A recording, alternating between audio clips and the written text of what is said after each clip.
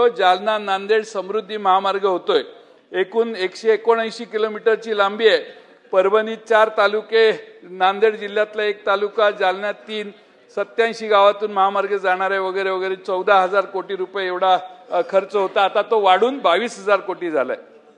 अधिसूचना निघून 4 वर्षे झाली अध्यक्ष महोदय, पण शेतकऱ्यांना अजून मोबदला मिळालेला नाही। अध्यक्ष महोदय, शेतजमिनीचे मूल्यांकन 2017 पासून वाढलेले नसल्याने आता मिळणाऱ्या मावेजामध्ये व बाजारभावामध्ये खूप मोठी तफावत आहे। मूल्यांकन करत असताना त्या गावातील खरेदी खताची सरासरी काढून सर्वात जास्त किमतीचे खरेदी खत ग्राह्य धरलं पाहिजे।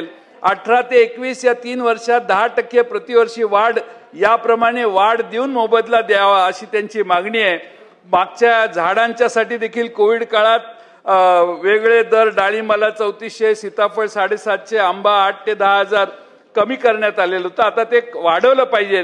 जुने मुंबई नागपूर समृद्धी महामार्गात द्राक्ष फळझाडास 11,900, डाळिंबाला 17 ते 18,000 रुपये झाड देण्यात आलेलं होतं।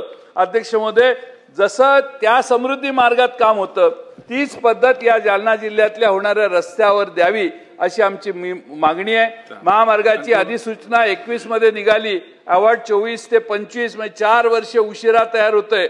विहीर, घरे, गोटे, सिंचनाचे साहित्य खर्चामध्ये प्रचंड वाढ झाली आहे। त्यामुळे मोबदला व बाजारभाव यात खूप मोठी तफावत आहे। मूल्यांकन हे मनरेगाच्या विहिरीच्या मंजूर खर्चापेक्षाही कमी निघत आहे। मूल्यांकन चालू वर्षाच्या दराने करावं अशी मागणी या ठिकाणी मी अध्यक्ष महोदय करतो। एकंदरच सरकारचा कारभार हा शंकास्पद आहे। प्रचंड यांच्या डोक्यावर बिलं आहेत।